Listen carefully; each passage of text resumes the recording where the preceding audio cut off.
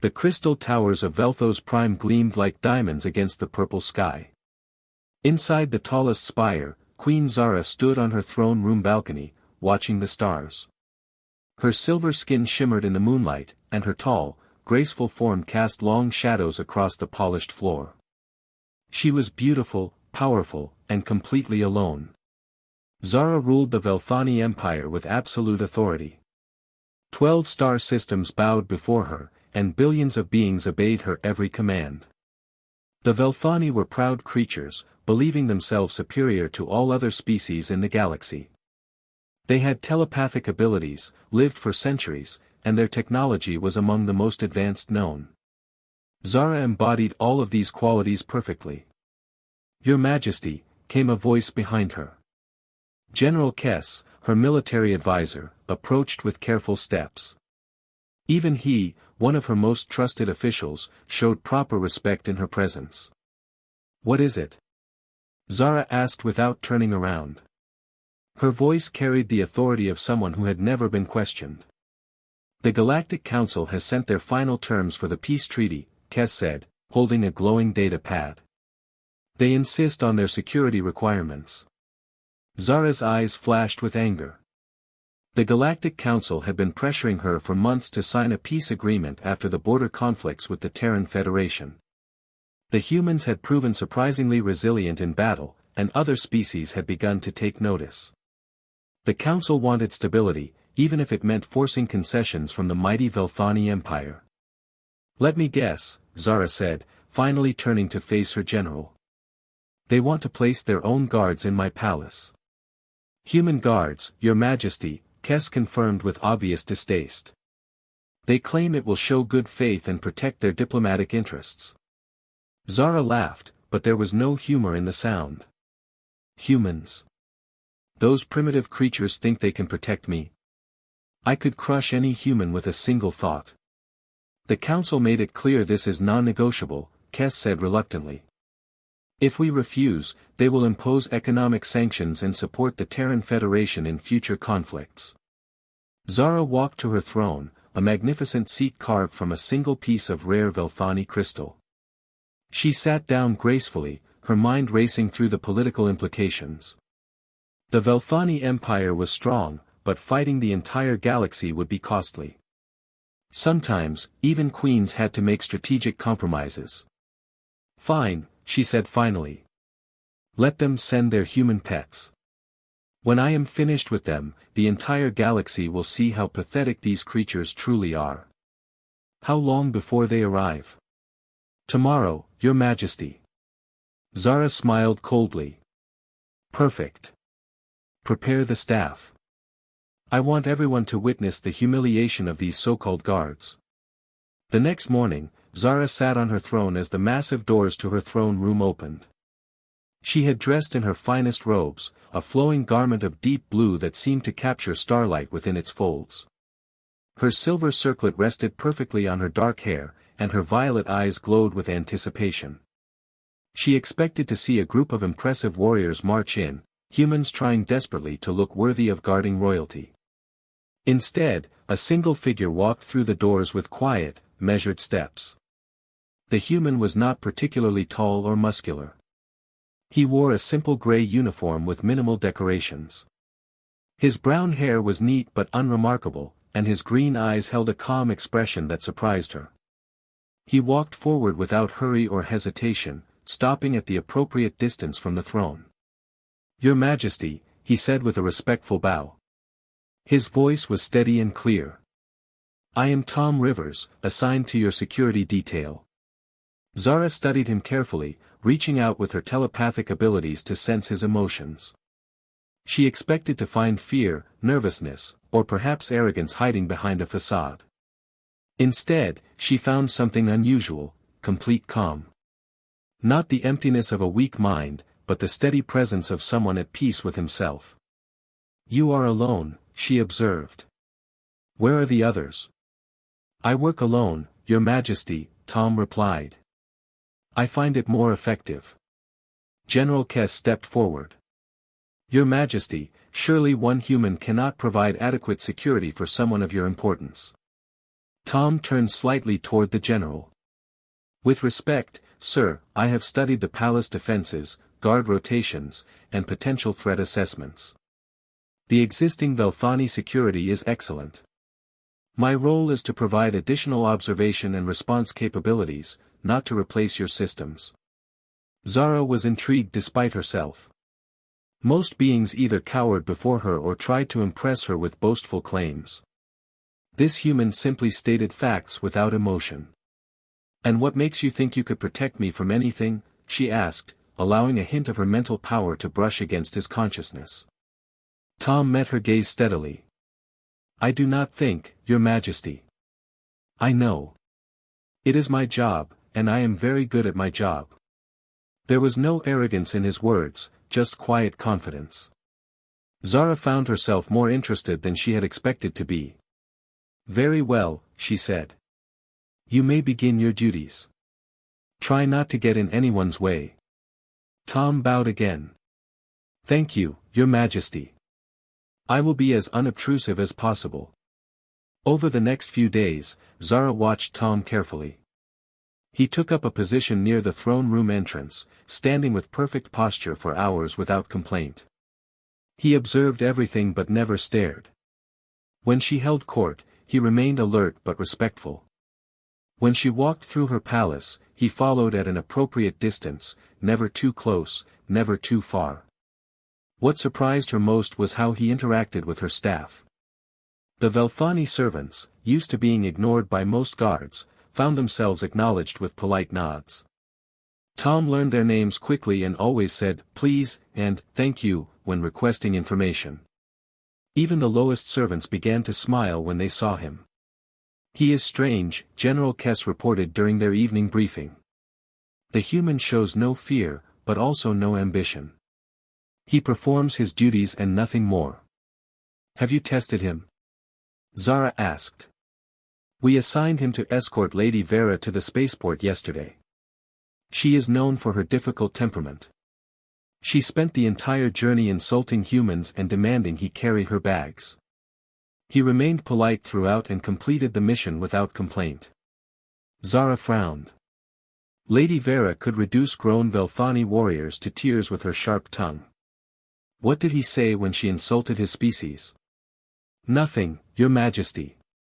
When she demanded to know why he did not defend himself, he said that her words could not change the truth, so there was no point in arguing. This puzzled Zara even more. Every being she had ever known possessed pride, and pride could be wounded. This human seemed immune to such attacks. On the fifth day, everything changed. Zara was hosting a formal dinner for ambassadors from 3 neighboring systems. The great dining hall sparkled with crystal chandeliers and floating lights. Delegates in elaborate costumes filled the long table, discussing trade agreements and territorial boundaries. The evening was proceeding normally when the attack began. The lights suddenly dimmed, and armed figures in dark clothing materialized throughout the hall. They moved with the fluid grace of trained assassins, firing energy weapons at the assembled guests. Panic erupted as diplomats dove for cover behind overturned tables. Zara rose from her seat, her telepathic powers immediately reaching out to identify the attackers. They were Zealothi, a rival faction that had opposed her rule for years. Their minds were shielded against her mental probes, indicating serious preparation. One assassin raised his weapon directly at her. Zara began to gather her power to strike back, but before she could act, a gray blur moved between them. Tom appeared in front of her, his body acting as a shield. The energy blast meant for her heart struck him in the shoulder instead. The impact sent Tom stumbling backward, but he remained on his feet. With his uninjured arm, he drew his sidearm and returned fire with precise shots. His first bolt struck the assassin's weapon, destroying it. His second found its target, dropping the attacker. Get down, Your Majesty, Tom said through gritted teeth, his left shoulder smoking from the plasma burn. Zara stared at him in shock. He had taken a potentially fatal wound to protect her without hesitation. Around them, palace guards were engaging the remaining assassins, but her attention was entirely focused on the human bleeding in front of her. You are injured, she said, reaching toward his wound. I am fine, Your Majesty, Tom replied, though his face was pale with pain. Please remain behind me until the threat is neutralized. The battle lasted only minutes more. The Velthani guards, some of the finest warriors in the galaxy, quickly overwhelmed the attackers. Those who were not killed were captured alive for questioning.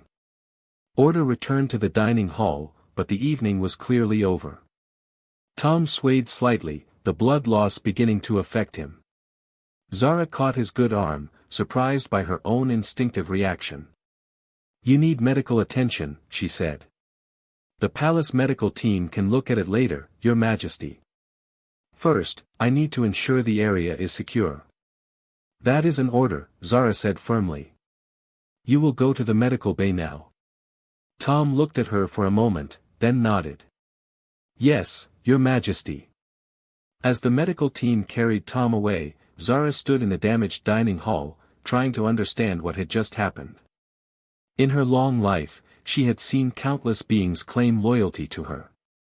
Some meant it, others merely sought advantage. But she had never seen someone willingly take injury meant for her without any expectation of reward. The human had not hesitated. He had not calculated the odds or considered the political implications. He had simply acted to protect her, as naturally as breathing. For the first time in decades, Queen Zara felt something she had almost forgotten, genuine surprise. Later that night, she found herself walking toward the medical bay. She told herself it was merely to check on her guard's condition, a practical concern for her own security. But deep inside, she knew the truth was far more complicated. The shy human who had taken a plasma bolt meant for her had done something no one else had ever managed. He had earned her respect. And that was only the beginning. The medical bay was quiet except for the soft hum of healing machines. Zara stood outside the door, hesitating for the first time in years. She had come to check on Tom's condition, but now she wondered why she felt nervous. Queens did not feel nervous, especially not about visiting injured guards. She entered the room with her usual grace.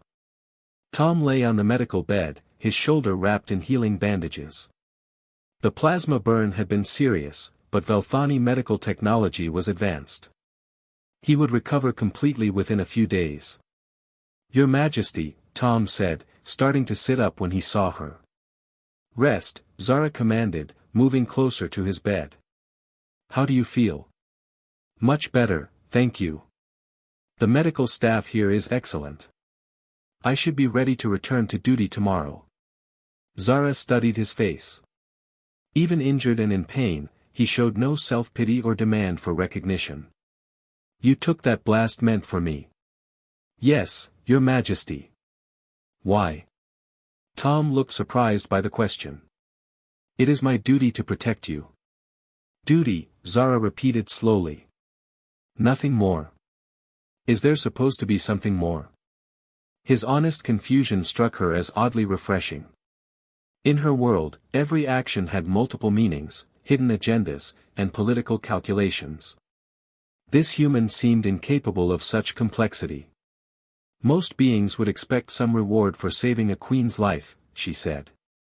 I was doing my job, Tom replied simply. I do not expect payment for doing what I agreed to do. Zara sat in the chair beside his bed, another action that would have shocked her court if they had seen it. Queens did not sit beside the beds of injured guards. Tell me about yourself, she said. I know nothing about you except your name and profession. Tom shifted uncomfortably, not from pain but from the personal attention. There is not much to tell, Your Majesty. I am from Earth, trained in security work, and assigned here by the Galactic Council. That tells me nothing about who you are. Tom was quiet for a long moment. I grew up in a mining colony called New Denver. My parents and younger sister worked the asteroid mines. They died in an accident when I was 18. Zara felt an unexpected pang of sympathy. I am sorry for your loss. Thank you. After that, I decided I wanted to spend my life protecting other families. I joined the security forces and specialized in personal protection. I have been doing this work for 12 years. 12 years of protecting others, Zara said thoughtfully. Do you ever protect yourself? Tom smiled slightly, the first real smile she had seen from him. I suppose that depends on your definition of protection, Your Majesty. Over the next few days, Zara found herself visiting the medical bay regularly. She told her staff she was monitoring her guard's recovery, but the truth was more complicated. She enjoyed talking with Tom. He was unlike anyone in her experience. Their conversations ranged from simple topics to deeper subjects. Tom asked about Velthani culture with genuine curiosity, not the calculating interest of most diplomats. He wanted to understand, not to use the information for advantage. Why do your people value telepathy so highly? He asked during one visit. It allows us to know truth from lies, Zara explained. It gives us power over those with weaker minds. But does it make you happier? The question caught her off guard. Happiness is not the goal of power. What is the goal? Zara realized she had never really considered this question. Control, I suppose. Order. Ensuring that things happen as they should. Who decides how things should happen? Those with the wisdom and strength to lead. And how do you know if they truly have wisdom? These conversations left Zara thinking long after Tom returned to duty. He never challenged her directly, but his quiet questions made her examine beliefs she had never questioned before. When Tom resumed his position in the throne room, Zara noticed changes in the palace atmosphere. The servants seemed more relaxed when he was present. Even her own guards showed him respect, though he never demanded it. The human has an interesting effect on people, General Kess observed during one of their meetings. What do you mean? Yesterday, I saw him helping old Ren in the kitchen carry heavy supplies. Ren has worked here for 60 years, and I have never seen anyone offer to help him. When I asked the human why he did it, he said Ren looked tired. Zara frowned. That is not his job. No, Your Majesty. But he said helping others when you can is just basic decency. That evening, Zara decided to explore more of her own palace. She rarely ventured into the service areas, but curiosity drove her to walk through the gardens behind the guard quarters. There, she found something unexpected. Tom knelt beside a small plot of earth, carefully tending growing plants. The area had been in use before, just empty ground between buildings. Now it bloomed with flowers and vegetables she did not recognize. What are you doing? She asked. Tom looked up, startled to see her. He stood quickly, brushing dirt from his hands. Your Majesty, I apologize. I should have asked permission before using this space. What are you growing? Plants from earth, he said, gesturing to the garden. Tomatoes, roses, basil, sunflowers. I brought seeds with me. I hope you do not mind. Zara walked closer, studying the alien plants. They were beautiful in their own way, different from Velthani flora but possessing their own charm. Why do you do this?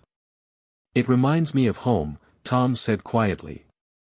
And growing things makes me feel peaceful. After my family died, gardening helped me cope with the grief. You still grieve for them? Every day. But it has changed from pain to love. I remember the good times now more than the sadness. Zara knelt beside one of the flowering plants, a rose with deep red petals. Its fragrance was sweet and complex. It is beautiful. Would you like me to show you how it works? Tom asked hesitantly. Yes. For the next hour, Tom explained the basics of gardening. He showed her how to check soil moisture, how to support growing vines, and how to recognize healthy growth. His hands were gentle with the plants, and his voice carried genuine enthusiasm for the subject. Why do you care so much about protecting others? Zara asked suddenly. Tom paused in his explanation about fertilizer. I suppose because everyone deserves to feel safe. After I lost my family, I understood how precious life is. Every person has people who love them, dreams they want to fulfill, things they hope to accomplish. When someone threatens that, it feels wrong to just stand by and watch. Even if the person being threatened is your enemy. I have never had enemies, Your Majesty. I have had people who disagreed with me, people who disliked me, and people who wanted to harm others. But I try not to think of anyone as an enemy. That seems naive. Perhaps. But I have found that treating people with respect often changes how they treat you in return. Zara considered this. In her world, enemies were facts of life. Power created opposition, and opposition required strength to overcome. Yet this human seemed to navigate the world without making enemies at all. Do you ever get angry? She asked. Yes. When I see injustice or cruelty. When powerful people hurt those who cannot defend themselves.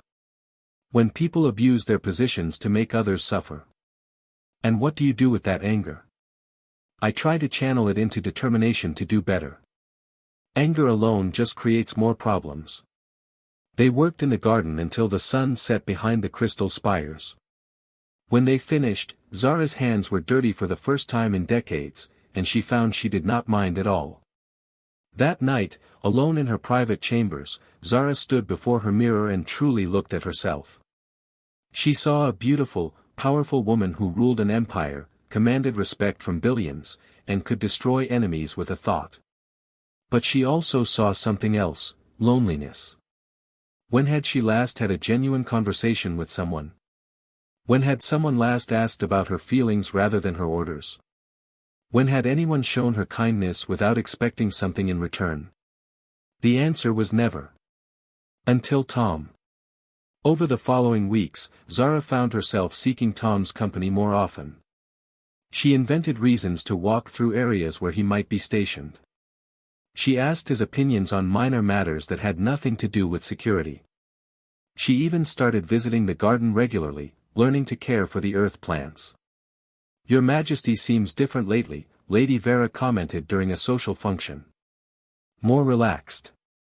Zara did feel different. The constant weight of absolute authority felt lighter somehow. She smiled more often and worried less about maintaining her image of perfection. One evening, she found Tom in the garden reading a book by the light of a small lamp. She approached quietly, curious about what held his attention. "What are you reading?" Tom looked up, closing the book respectfully. "Poetry, Your Majesty. Ancient Earth literature." "Poetry? I would not have expected a security guard to read poetry. I find it calming.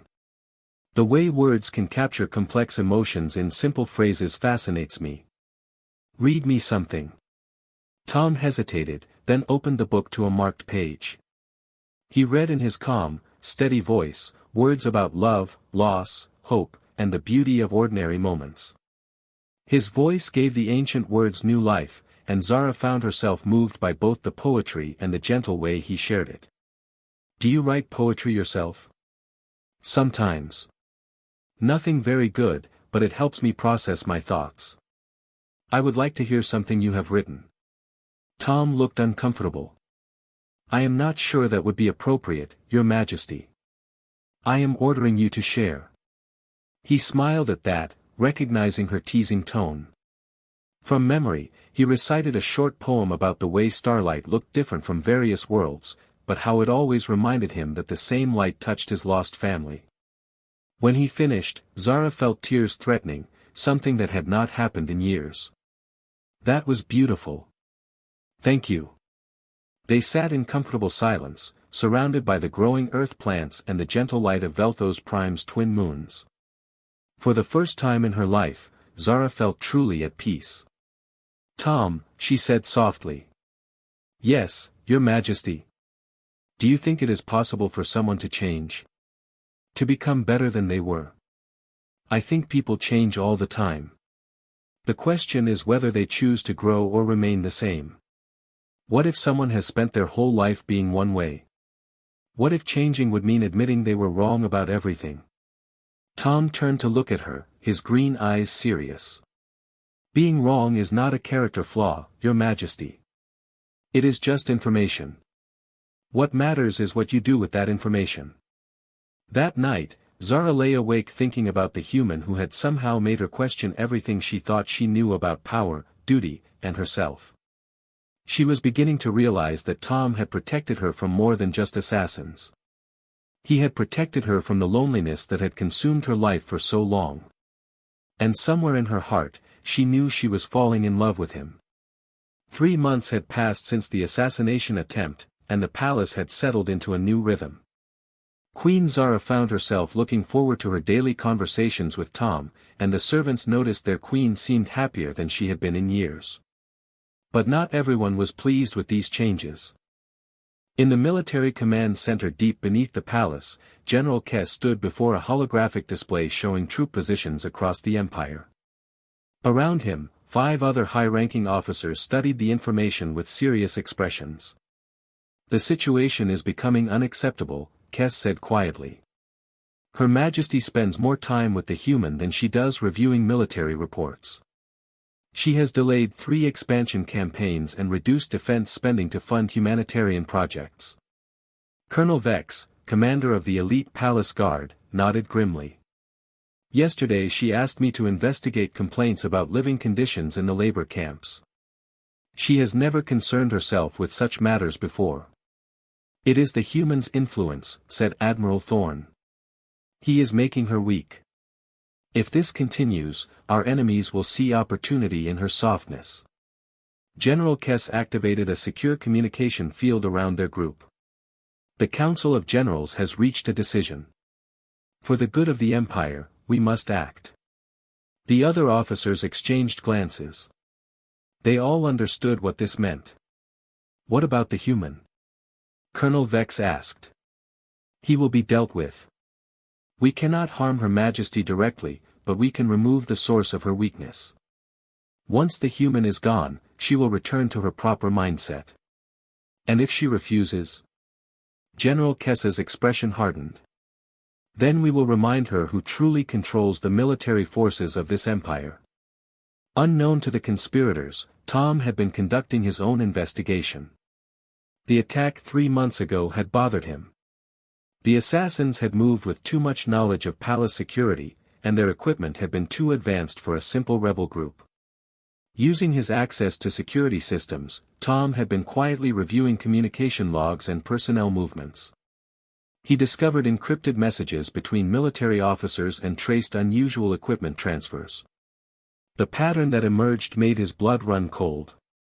The conspiracy reached the highest levels of the military command. Worse, they were planning to move tonight, during the celebration of Velthos Prime's founding day.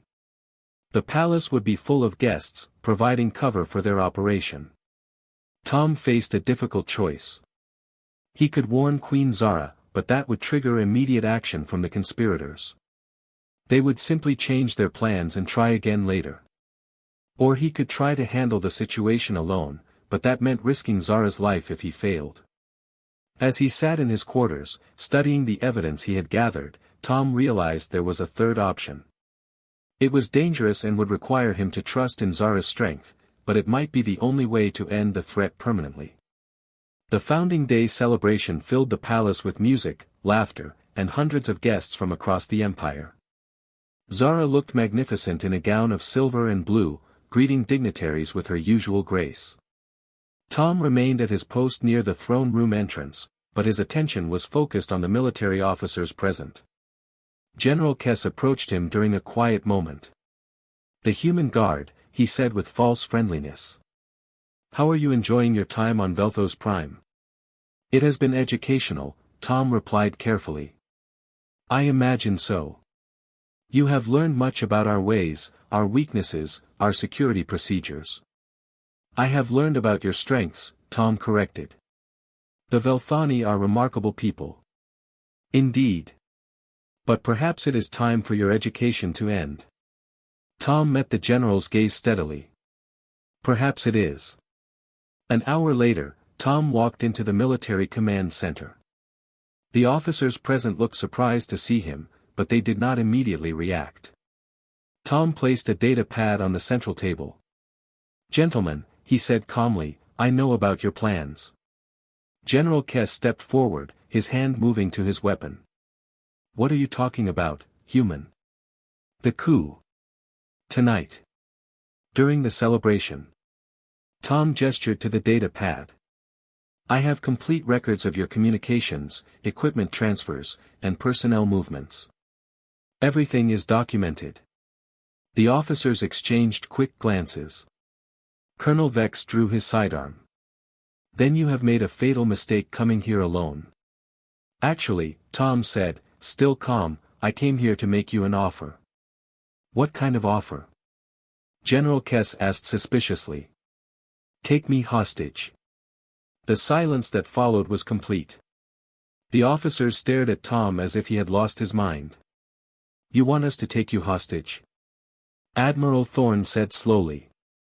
Think about it, Tom explained.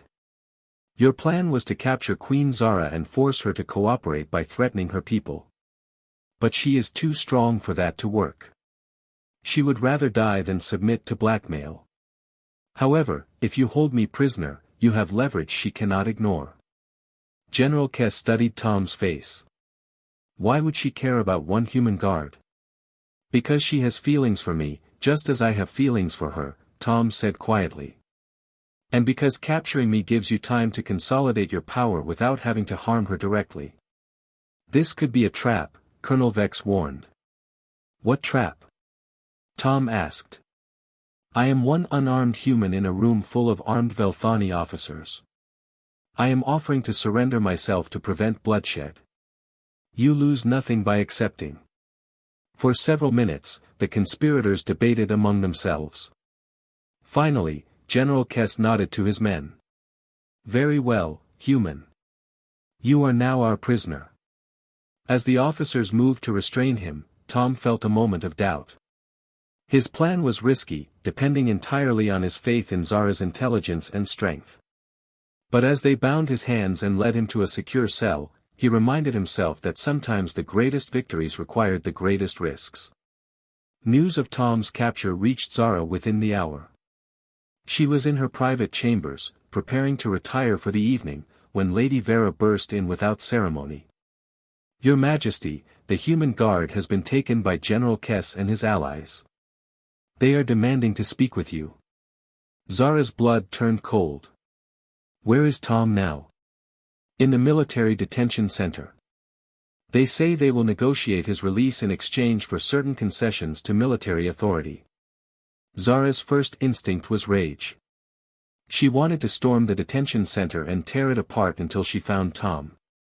But as she stood there, breathing hard with fury, she realized something important. Tom had not been captured by accident. He was too careful, too skilled to be taken by surprise. This was his choice, which meant it was part of some larger plan. Summon Commander Ray of the Loyal Guard, she ordered. Tell him to bring a full tactical assessment of the detention center. And send word to the conspirators that I will meet with them at dawn. Your Majesty, Lady Vera said hesitantly, surely you will not negotiate with traitors. No, Zara said, her violet eyes glowing with determination. I will not negotiate. I will remind them why it is unwise to threaten those I care about. The confrontation took place in the throne room at sunrise. General Kess and his allies entered with the confidence of men who believed they held all the advantages. Zara sat on her throne, appearing calm but radiating barely controlled power. Your Majesty, General Kess began formally, we come to discuss the future of the Empire. You come as traitors and kidnappers, Zara replied coldly. Speak quickly, before I lose patience. The human has been a negative influence on your judgment. We have taken him into protective custody for the good of the Empire. He will be released when you agree to return to traditional policies. And if I refuse? Then he will remain our guest indefinitely. Zara stood slowly, her full telepathic power beginning to manifest around her like visible energy. You have made a serious error in judgment, General. We control the detention center and most of the military, Kess replied, though he looked less certain than before. You cannot reach him. Can I not? At that moment, loyal guards led by Commander Ray entered the throne room, escorting a group of prisoners. General Kess turned in shock to see his own men, the officers who were supposed to be guarding Tom, now bound and defeated. How? Colonel Vex gasped. Zara smiled, and it was not a pleasant expression. Did you think I was unaware of your conspiracy? Tom discovered your plans days ago and shared everything with me. We have been watching you, waiting for you to reveal the full scope of your betrayal. But the human is still our prisoner, General Kess said desperately. No, said a familiar voice from the entrance. Tom walked into the throne room, unharmed and free. I was never your prisoner. I was your distraction. The truth hit the conspirators like a physical blow. While they had focused on guarding one human, Zara's loyal forces had systematically captured their allies and secured their weapons. The coup was over before it had truly begun. You used yourself as bait, Zara said, looking at Tom with a mixture of admiration and anger. It seemed like the most effective approach, Tom replied. I knew you were strong enough to handle the real threat once they were exposed. General Kess and his allies were led away to await trial. As the throne room emptied, Zara and Tom found themselves alone for the first time since the crisis began. You could have been killed, Zara said quietly. But I was not. And now the threat is ended without a civil war. Zara walked to where Tom stood, studying his calm face. Why did you trust me to understand your plan? Because I know you, Tom said simply. You are brilliant, strong, and capable of anything you set your mind to. I knew you would see through their strategy. And if you had been wrong, then I would have died protecting someone I care about. There are worse ways to end a life. Zara felt tears threatening again, something that still surprised her. Tom, I need to tell you something. Your Majesty. I love you. Tom's calm expression finally cracked, showing genuine emotion. I love you too, Zara. She stepped closer. I want to offer you something. Marry me. Become my consort. Share the throne and help me rule this empire. For a long moment, Tom was quiet. Then, gently, he shook his head. I cannot accept that. Zara felt as if he had struck her. Why not? Because you deserve better, Tom said softly. You deserve someone who loves you for who you are, not someone who wants to be king. You deserve a partner, not a subject. But I am offering you power, wealth, everything. I do not want those things. I want you, Zara. Not your crown, not your empire. You. But I want us to be equals, not ruler and subject. What Tom said next astonished everyone who later heard the story. I think you should give up the throne. Zara stared at him in shock. What? Your people are strong enough to govern themselves. You could establish a council, let them choose their own leaders. You have spent your whole life carrying the weight of absolute power. Do you not want to discover who you are when that weight is lifted? And what would I do? Tom smiled, the expression transforming his entire face. Whatever you choose. Travel the galaxy. Learn new things. Help people because you want to, not because it is your duty. Be free. With you? If you want me with you. Zara stood in her throne room, surrounded by the symbols of power she had inherited and wielded all her life. She thought of the loneliness, the constant pressure, the weight of making decisions that affected billions of lives. Then she thought of the garden behind the guard quarters, of reading poetry under the stars, of the simple joy of learning to grow earth flowers. Yes, she said finally. I want to be free. And I want you with me. 6 months later, the former Queen Zara and Tom Rivers stood on the observation deck of a small exploration ship, watching a new star system come into view. Behind them, Velthos Prime was governed by an elected council that was proving remarkably effective at managing the Empire's affairs. Any regrets? Tom asked, standing beside her as they traveled toward their next destination. Zara took his hand, marveling at how natural the gesture had become.